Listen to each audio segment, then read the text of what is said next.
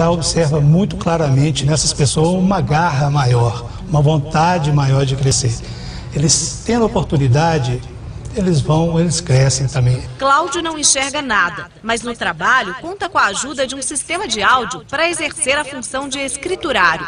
A inclusão no mercado, para ele, tem significados que vão além do salário. Nós estamos aqui não para cumprir cota, nós estamos aqui para ser mais um no grupo, né, de pessoas que querem trabalhar e vencer na vida.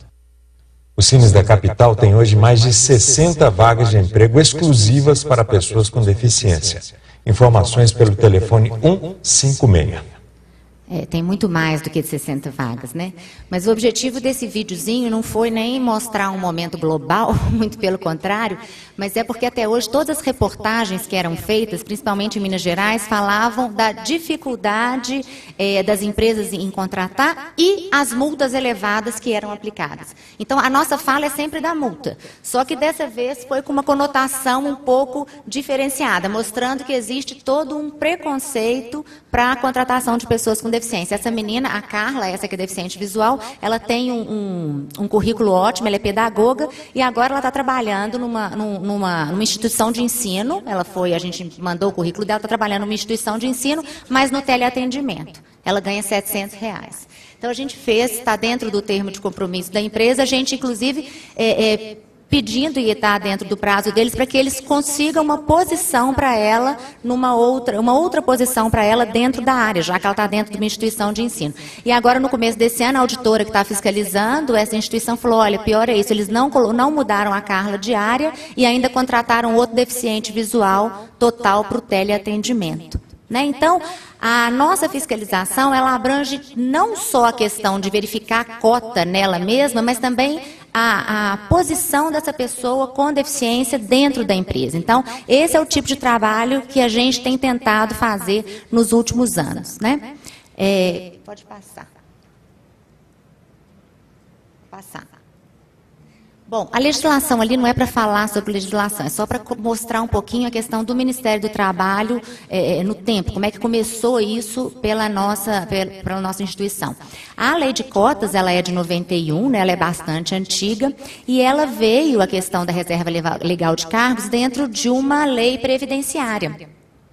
E na época, o que aconteceu? O Ministério do Trabalho e da Previdência, eles ora se fundiam, ora estavam separados. Então, isso aí ficou meio sem saber quem que era o pai da criança. Então, durante muitos anos, nem Ministério do Trabalho, nem Previdência Social mexiam com esse tema, fiscalizavam a questão do cumprimento da lei. Foi só em 99, com o decreto 3298, que estabeleceu-se aí a competência do Ministério do Trabalho, e aí realmente foi feita uma instrução normativa e a gente aí começou essa fiscalização. Então é de 2000, 2001 que a gente pode falar que o Ministério está realmente exercendo esse dever, né, da fiscalização da lei de cotas. Pode passar.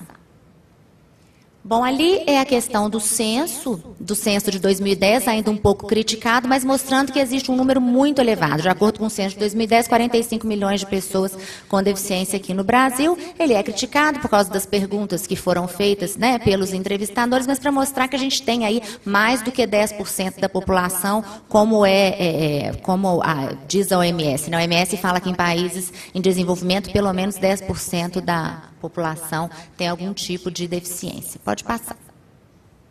Bom, e o que o Ministério do Trabalho faz? O Ministério do Trabalho ele tem ações diretas e ações indiretas com relação à pessoa com deficiência. A qualificação profissional ela é feita através do repasse de recursos. Então, uma atuação indireta. E também a questão dos Cines, que são os bancos de dados de pessoas com deficiência, onde as empresas deveriam cadastrar as vagas e também as pessoas com deficiência deveriam se cadastrar para trabalhar, também são financiados pelo Ministério do Trabalho. Agora, de forma direta mesmo, o que o Ministério faz é a fiscalização da lei de cotas. Pode passar. Essa fiscalização da lei de cotas, eu sabia que isso ia acontecer, que eu não enxergar aquele slide, ela é feita pela Secretaria de Inspeção do Trabalho. Eu vou só olhar aqui que tem no meu slide, senão eu não vou nem lembrar. Essa fiscalização, né, ela é feita através da Secretaria de Inspeção do Trabalho, que é a auditoria fiscal, e ela é feita de forma direta ou indireta. O que é isso? Tanto o auditor vai até a empresa para verificar a questão das cotas, quanto ele chama a empresa no Ministério para verificar a documentação. Então, normalmente, essa fiscalização ela tem dois momentos. Um primeiro momento, que é aquele indireto, que a gente chama a empresa, e aí a gente vai verificar os documentos. Normalmente, elas não estão com a cota cumprida, né? 99% não está com a cota cumprida. E depois que vão sendo feitos trabalhos de inclusão, a gente aí vai dentro das empresas para verificar as pessoas lá dentro. Não justificaria um deslocamento com um número pequeno de auditores, igual tem hoje, para verificar empresas que não têm a cota cumprida. Então, a gente vai, a partir do momento que a gente vai firmando termos com as empresas, eles vão apresentando projetos, é que a gente passa a acompanhar mais diretamente. Essa fiscalização ela é feita sempre através de uma sensibilização. Porque se a gente não fizer um trabalho assim, nós vamos virar máquinas de autos de infração. Então, a empresa chegou, a gente vê que não está com a cota cumprida, a gente vai fazer um Ctrl+C, Ctrl+V, copiei, colei e emitir um auto de infração que não dá trabalho nenhum. Então, é feito todo um trabalho, a gente chama, por mais que hoje a gente saiba que isso já é uma realidade, que as pessoas já sabem que existe essa questão das cotas, é preciso ainda fazer uma conscientização. Então, a gente chama as empresas, na maioria dos estados é feito assim, é feito toda uma sensibilização explicando como é que a lei que a lei é antiga, tentando quebrar alguns mitos, né, de que as pessoas com deficiência são improdutivas, que as pessoas com deficiência não podem trabalhar em atividades de risco também. Existe todo esse mito, a pessoa fala, olha, minha empresa é grau de risco 4, e eu não posso ter pessoas com deficiência. Aconteceu um caso interessante, uma vez a gente chamou uma empresa lá e uma colega, começando a ver a documentação, falou, pois é, então, e na notificação vem tudo expresso, né? Está sendo chamado para prestar esclarecimento sobre isso e tal. Aí ela falou, pois é, e vocês têm pessoas com deficiência na empresa? Aí ele falou, graças a Deus não, né? Então, passa um pouco por aí, assim, a gente ainda precisa fazer essa conscientização. E o grau de risco hoje é uma das coisas que se gosta muito de falar. A gente os discursos vêm mudando ao longo do tempo, né? Então, agora essa questão do risco, e a gente fala, olha, nas normas regulamentadoras do Ministério, não existe proibição nenhuma para que pessoas com deficiência trabalhem em atividades de risco, desde que, obviamente, eles tenham a proteção adequada. Então, isso também é um mito, são coisas que a gente tem que ir quebrando, né? Outra coisa também é a questão da qualificação profissional. Também é um discurso que a gente escuta. As pessoas com deficiência não têm qualificação. Elas podem ter menos qualificação, mas não têm. Eu dei o exemplo ali da reportagem da Carla. Eu tenho mais deficientes visuais com currículos ótimos lá, uma menina com mestrado, elas nem são chamadas para entrevista. E mesmo dentro da fiscalização, a gente tem um banco de dados lá dentro, a gente costuma entregar, fala, olha, tem essa pessoa e tal. Mesmo assim, as empresas não chamam nem para entrevista. Então, a gente faz todo um trabalho que é de convencimento, obviamente, com o nosso poder de polícia, que é aquele poder que cabe ao Ministério do Trabalho por trás, né? E a gente costuma dizer, olha, nós vamos autuar vocês, se não cumprirem, né? Tudo depois de um certo prazo, e depois de X autuações, a gente vai encaminhar para o Ministério Público do Trabalho. Que aí são as ações civis públicas, que têm multas ainda muito mais pesadas, né? Fala-se muito do Ministério do Trabalho, das nossas multas são quase irrisórias perto do que se pode fazer dentro de uma ação civil pública. Duas coisas podem ser feitas quando as empresas não cumprem a cota. Ou a gente autua, que é uma exceção, porque o objetivo nunca é esse, ou nós abrimos o que a gente chama de procedimento especial. O que seria esse procedimento especial dentro do Ministério do Trabalho? Seria a lavratura de um termo de compromisso, onde a empresa se compromete a contratar as pessoas em determinado prazo e, principalmente hoje, seria o termo de compromisso feito com a aprendizagem. Pode passar. Né? Então, olha lá, termos de compromisso com a aprendizagem profissional. Pode passar de novo. Quais que são? O que aconteceu? Em 2008, o Ministério do Trabalho, tendo muita queixa da questão da qualificação profissional, o Ministério do Trabalho pensou, olha, se as empresas já têm uma cota de aprendizagem para ser cumprida, por que não a gente não fazer com que as empresas façam essa qualificação dentro da aprendizagem profissional? Então, foi lançado um projeto piloto, foi em 2008, de inclusão da pessoa de incentivo à inclusão da pessoa com deficiência na aprendizagem. E a gente, então, começou a lavrar esses termos de compromisso. A aprendizagem para pessoas com deficiência, ela não tem uma idade máxima. As instituições públicas e privadas são obrigadas a ministrar os cursos de aprendizagem para pessoas com deficiência. E a gente tem, mais recentemente, a questão do benefício de prestação continuada, que ele pode ser cumulado com a bolsa da aprendizagem. Só que o aprendiz, ele vai cumprir a cota de pessoas com deficiência, de acordo com o artigo 93? Não. Na verdade, os nossos termos são assim, olha, nós vamos dar o prazo, vocês vão fazer a aprendizagem, e ao final de, no máximo, 2 anos, eles são pela nossa IN, no máximo de 2 anos, que é o período que um curso de aprendizagem normalmente dura, né, a exceção para pessoa com deficiência, mas normalmente eles são de 24 meses. Então, a gente fala assim, olha, em 24 meses a gente vai querer a cota cumprida, e vocês, para isso, podem utilizar o caminho da aprendizagem. E isso tem funcionado, em vários estados isso tem funcionado e tem sido o caminho realmente para a inclusão. A gente tem visto que, pode passar, a gente tem visto que com a aprendizagem existe uma diminuição do turnover muito grande dentro das empresas. Por quê? Porque essa inclusão ela é feita de modo gradativo, né? A pessoa com deficiência ela faz aquela parte teórica na instituição, depois ela vai para a parte prática dentro da empresa. Então a gente costuma falar até que é um namoro que acaba em casamento, né? Que seria a contratação da pessoa não como aprendiz, como empregado comum, né? Podemos dizer assim. Então, vão vendo aí as necessidades e vão se adaptando. Olha, eu preciso fazer essa adaptação, o aprendiz vai mostrando, olha, eu preciso disso, o empresário, eu preciso daquilo. Então, isso feito de forma mais gradativa tem funcionado mais. A gente acredita muito no caminho da aprendizagem para o cumprimento das cotas. Pode passar. Bom, outra coisa é a questão da reserva de postos, né? A pessoa com deficiência, o reabilitado, eles só podem ser dispensados da empresa mediante a contratação de substituto de condição semelhante.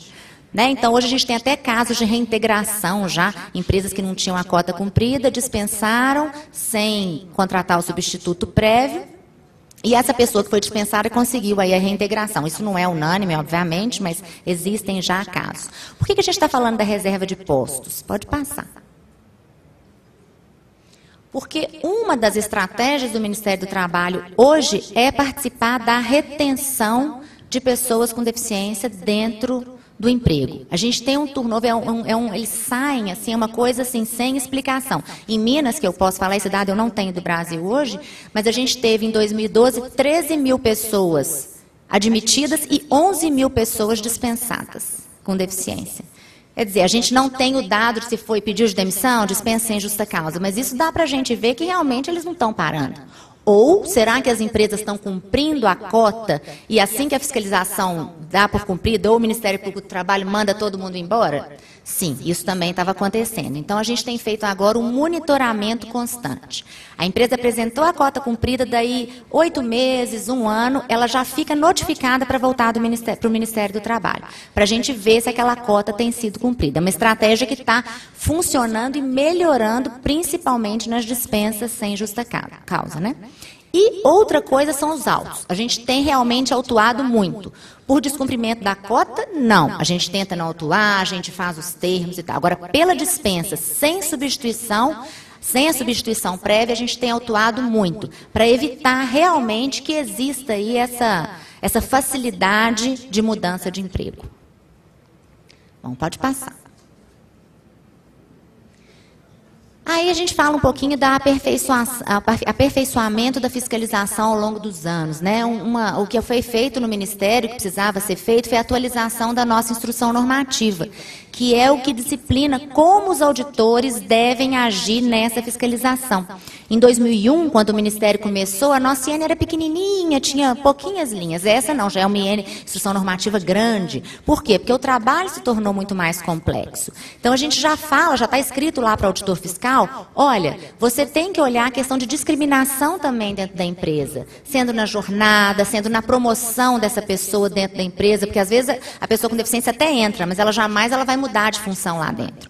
Então, tudo isso está previsto para o auditor olhar, né? A gente tem um número pequeno de auditores hoje, mas aqueles que lidam com isso são pessoas que se apaixonam pelo tema, que gostam do tema. Deixa eu ver o que mais que está escrito ali, porque eu não enxergo. A fiscalização das condições de trabalho foi aquilo que eu disse, quando a gente vai nas empresas, a gente hoje também já quer olhar a questão das condições de trabalho. O estímulo à articulação, aquilo que eu disse, aquela articulação toda social, porque o Ministério do Trabalho, ninguém funciona sozinho, nem nós, nem o Ministério Público, né, ninguém consegue agir, né, sozinho, sem formar uma rede de proteção a esse tipo de trabalhador. O fomento à capacitação, que é aquela questão da lavratura dos termos de compromisso. E aqui uma novidade, que é o aumento do alcance da fiscalização. É uma fiscalização eletrônica. Como nós somos, eu não sei com quem eu conversava agora antes, dizendo o seguinte, que nós somos 1000 auditores a menos do que nós éramos há 10 anos atrás. E isso com esse crescimento louco que o Brasil deu nos últimos anos, né? Então, quer dizer, o Ministério, a gente está sem braço aí para poder fazer o papel que nos cabe. Então, o Ministério tem desenvolvido agora uma ferramenta que é uma fiscalização que ela é feita de forma eletrônica.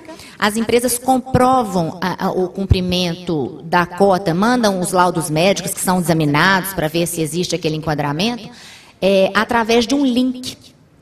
Para a gente, então, ter um alcance maior. E para ver se aí nos sobra tempo para que a gente possa ir mais às empresas verificar as condições de trabalho. Então, isso aí seria uma forma não da gente deixar de ir nas empresas, muito pelo contrário, mas da gente ter tempo para poder fazer o que só o auditor fiscal faz, que é estar lá na ponta, estar dentro da empresa, estar vendo de perto o que está acontecendo.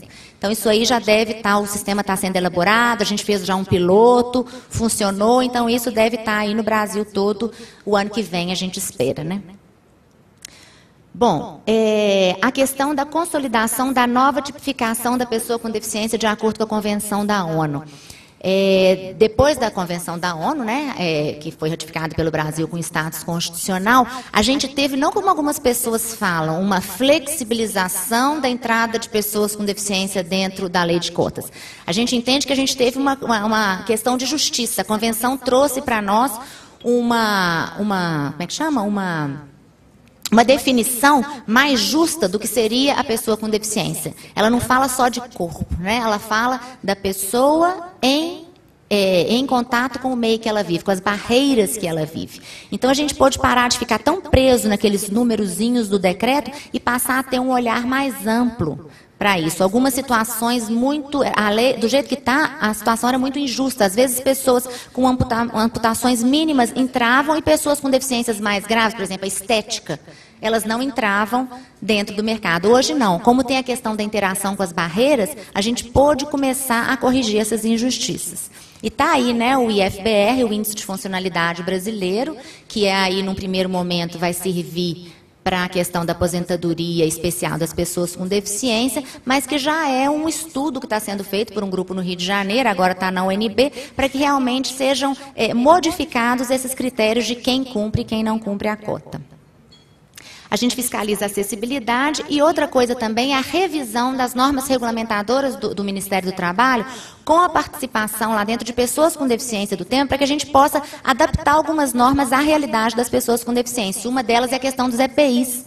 Né? A gente não tem, o Ministério do Trabalho não certifica EPIs para pessoas com deficiência. Então, a pessoa, às vezes, a questão não tem alguns dedos, vai ter que ter uma luva diferente, especial. Ah, mas aí o empregado vai falar, olha, mas eu não tenho CA, eu não tenho certificado de aprovação do Ministério do Trabalho. Como é que eu vou fazer isso? O Ministério vai vir aqui e vai me autuar pelo não fornecimento de EPI. Então, já foi feita uma solicitação e tem tido pessoas que lidam com o tema, a gente gosta mais das pessoas com deficiência mesmo, dentro dessas novas discussões das NRs. Né? Pode passar? Foi as autuações ali? Isso, pode passar essa. E outras ações estratégicas, mais para finalizar, seria o fortalecimento do Ministério do Trabalho e Emprego, e a gente tem falado nisso, me pediram para falar isso, então estou sendo assim, porta-voz de colegas, no sentido de que a gente está com um número muito pequeno de auditores, o Ministério do Trabalho está numa fase de sucateamento, então em todos os eventos que a gente tem ido, a gente tem falado aí, para que as pessoas nos ajudem aí. Se a fiscalização é importante, a gente acredita que para a lei de cotas é muito importante, porque a contratação espontânea, infelizmente, ela ainda não acontece, ou acontece num número muito pequeno, então a gente precisa de fortalecer a estrutura do Ministério para que a gente possa fazer fiscalização. O Ministério Público mesmo, volta e meia, está nos dando aí, através dos termos de ajustamento de conduta, nos repassando recursos